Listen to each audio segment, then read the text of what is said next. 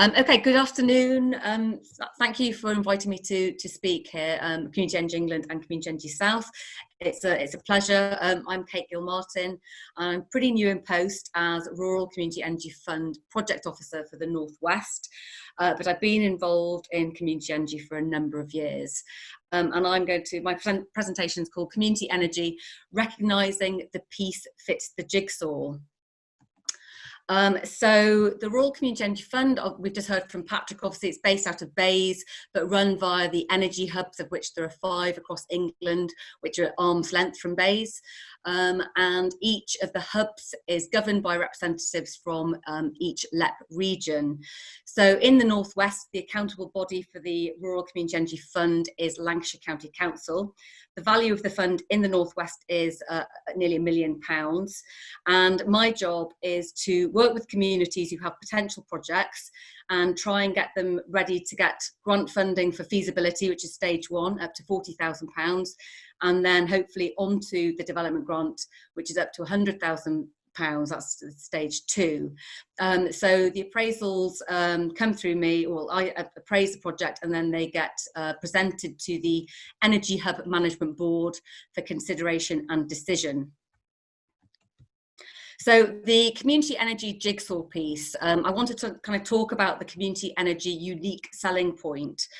Community energy is not commercial development undertaken by volunteers and hobbyists, and it's not in direct competition with commercial developers. I think it offers a very different starting point, a very different angle of approach. It has its own financial model for potential projects. So there's 4 aspects I think of with the community energy unique selling point, which are the motivation of the community energy group, the tenacity and resilience of a community energy group, the financial model that is unique to a community energy group, and the way it can engage with its community. So obviously there's going to be overlap between commercial and community. I'm not saying one's better or the other. What I am saying is that community energy is a standalone piece within this big jigsaw, and it has its very unique selling points, of which we'll have a quick look. So motivation, community energy groups often are motivated often primarily by climate change, the requirement to change the business as usual policy to help decarbonise the grid.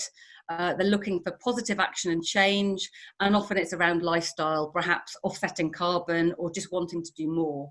Whereas commercial development is usually about exploring new markets, looking at where the subsidy guarantee perhaps, obviously profit returns, shareholder returns, and looking at minimum baseline business cases. So tenacity and resilience, community energy groups don't give up easily. They often have lots of people with valuable experience, including lots of retired professionals. They can gather a group from within the community with a broad skill set, often to start with, they're focused on one project that might be within their locale, and often project development is, I say, less time critical, but with the FIT derogation, it was always time critical, but perhaps less time critical than commercial development. Whereas commercial development is about commercial aspirations. Projects will be dropped if the returns aren't high enough, if there's too many barriers. There'll be multiple projects at any one time, with only the most likely to bring better returns carried forward, and much more time critical. And finance, so community energy has its own unique way of raising finance, which was through the community share issue. And I can't remember who said they didn't like the word leverage finance, but communities have that ability to raise huge amounts of money to leverage into the low carbon infrastructure. Investors are often investing not for the financial returns, but for broader reasons, and are willing to take returns of 3%, which perhaps commercial investors wouldn't look at. Often people are more likely to back a higher risk project because they can see the benefit it has locally. And often community groups can take on projects that are perhaps deemed non-viable by commercial developers. And also projects can perhaps keep costs down by using volunteer time. Whereas commercial developers have to look at expensive loans. Often their investors will want high returns. they'll want a minimum return, and the project will be based, its viability will be based on that minimum return. Often investors will want their returns back over a much shorter time scale, but they do have the benefits of things like economy of scales and experience of previous developments. And community angle, well, obviously community energy groups are able to engage with the communities that they're working with and in. They're able to harness, motivate community members, also bring new skill sets, learning, training. Community energy is based on a really collaborative approach. Patrick mentioned peer mentoring. That is absolutely key to community energy, sharing the learning between groups. Community Energy England have done a lot to try and bring those networks together, so we're not having those people reinventing the wheel. Obviously, there's the Community Benefit Fund. If a project is profitable, then that money is going back into the community. And there's a lot of information sharing and just general goodwill in community energy. Whereas with commercial development, there's less likely to be community engagement unless it's part of a planning requirement. Obviously, there's less likely to be new skills developed in that community, perhaps no shared learning with the community. Unless it's a requirement from the planners, there won't be a community benefit fund. And often projects are just developed in competition. So there are obviously two models. They're very separate, very different, but I really wanted to highlight the fact that community energy has got its unique selling points, and it is a piece of the jigsaw, the wider jigsaw, and it is an innovative model. It is democratic, and it has the potential to bring about more disruption in the current energy system structure, which is generate, sell, consume. It's about people voluntarily coming together to achieve a common objective for the common good. There's a lot of additional value. Patrick mentioned about social impact. It's been mentioned a lot during the day. If there's a community benefit fund, then this can perhaps be used for fuel poverty alleviation. Community energy members might be trusted messengers within their community. And also community action networks, they have the ability to mobilise and be resilient, which we're hearing about in the current COVID crisis. So it's an important piece of the jigsaw, and it should not be overlooked within that broader energy infrastructure. So the community energy business model itself, this is really what I think the energy hubs need to be doing to go and sell this community energy model to potential partners for community energy. So here we have the landowners on the one hand, who might have the roof space, the land, that they might want to put renewable energy projects on, but might not want to finance it themselves. Loans might be expensive. And it's about saying, well, how about we matchmake you with a community energy group who has the ability to raise finance through a community share issue. And here you've got the return to the community energy investors. If it's profitable, there'll be a community benefit fund, and the landowner might be able to get discounted electricity. They're obviously getting the carbon savings and that kind of corporate social responsibility as well. So this business case is what the energy hubs need to be going out to potential partners and saying, look, here it is. This is what we want. Community groups need to match you with community energy groups. So the community energy groups can, potentially work with local authorities, as we've already heard. There's many of them have declared climate emergency. So can they open up their assets for community energy development? We need to promote with the LEPs to get to the businesses. We need to tell the businesses about the community energy business model by presenting it with chambers, doing workshops potentially when we're out of lockdown, going to landowners and saying to them, look, here we've got this model, we want you to partner with the local community energy group. It's mutually beneficial. And we've heard from Ollie about riding sunbeams and that successful partnership with Network Rail. What about the Canal and Rivers Trust? What about NHS we've heard about on the chat today? What about the water industry and other utilities? There's lots of potential partners that can make use of the community energy model and community energy groups who want to get involved with that. So the community hubs can help foster these partnerships by going out there and saying about the community energy model, and sharing knowledge. I mean, post-FIT, what is the business model? We need to know that, and we need to share that. We can help forge new and support existing networks, promote peer mentoring, share case studies, and look at what's going on nationally and bring that back regionally and share with the communities within those regions.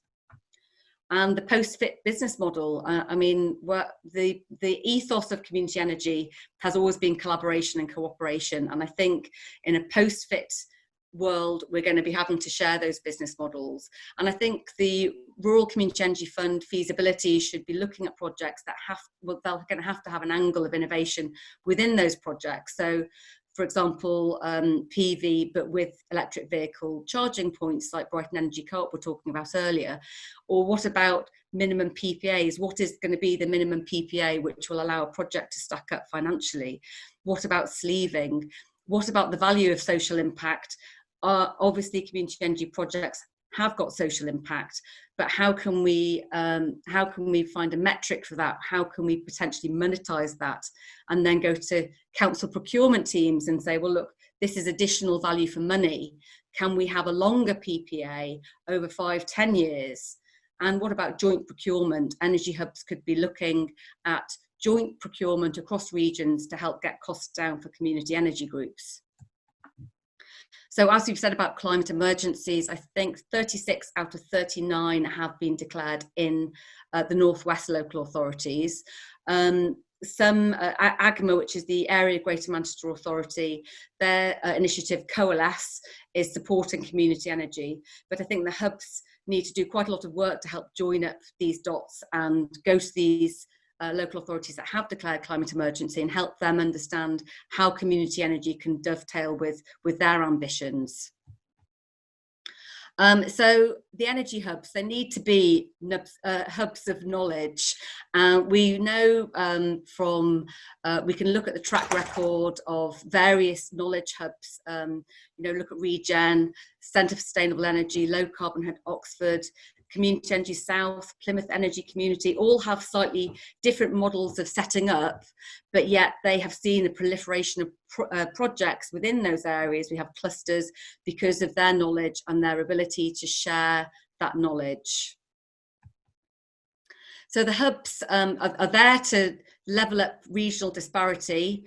They need more capacity. I think Patrick said there's 40 people working within the hubs now. I think it was, as a quote that I got earlier from Nigel Cornwall, who said, currently they're spread too thin without long-term mandates. So perhaps that needs to be addressed. We need more policy hooks. We need the hubs to be looking at how we can weave community energy into the industrial strategy for each region.